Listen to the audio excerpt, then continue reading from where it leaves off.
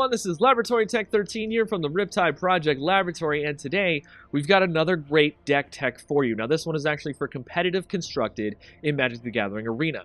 So this deck that we've got here for you is actually blue-black artifacts. And what do I mean by blue-black artifacts? Well, I mean exactly that. Tons of artifacts in your deck and payoffs that you'll want to use to get those artifacts out and take advantage of. Basically an improvised deck. Now, a lot of the cards that we put into this deck are interesting one-ofs that we don't exactly have all the rares that we need in Arena to get to, but we're working on that. So we've got stuff like Merchant's Dockhand, Sorcerous Spyglass, which helps us turn off key crucial cards like Teferi, or, excuse me, or the Scarab God. We also have Tezzeret's Touch for a good way to get some beats in if we really need to. We have the Antiquities War. It's one of our threats that we'd like to resolve on turn 4 as soon as possible, so that way we can get our artifacts up and attacking. We've got Tezzeret the Schemer to make us more artifacts or use his +X, -X on his -2.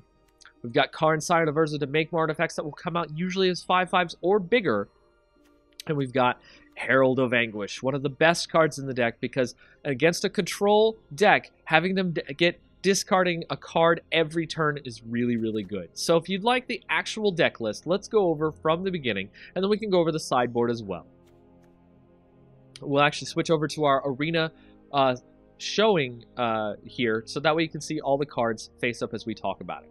So let's talk about the cards that are actually in the deck. So we've got 1 Merchant's Dockhand, 2 Fatal Push, 4 Navigator's Compass, 4 Renegade Map, 3 Cogworker's Puzzle Knot, 4 Prophetic Prism, 4 Servo Schematic, 1 Sorcerous Spyglass, 3 Metallic Rebuke, 3 Tezzeret's Touch, 3 Antiquities War, 1 Tezzeret the Schemer, 3 Karn, Scion of Urza, 2 Herald of Anguish, 1 Battle at the Bridge, and the land base is 1 Island, 7 Swamp, 1 Drowned Catacomb, 1 Field of Ruin, 2 Inventor's Fair, 1 Scavenger Grounds, 4 Spire of Industry, and 4 Zalfarin Void. Now, the reason why we have so many Zalfarin Void in this deck is because having this on turn 1 is actually not a terrible plan, especially because you want to drop a 1-mana artifact, usually about the Navigator's Compass or the Renegade Map, and then turn 2 you want to drop the Prophetic Prism after scrying. So it allows you to figure out exactly what you're looking for on the next couple turns. This is a very,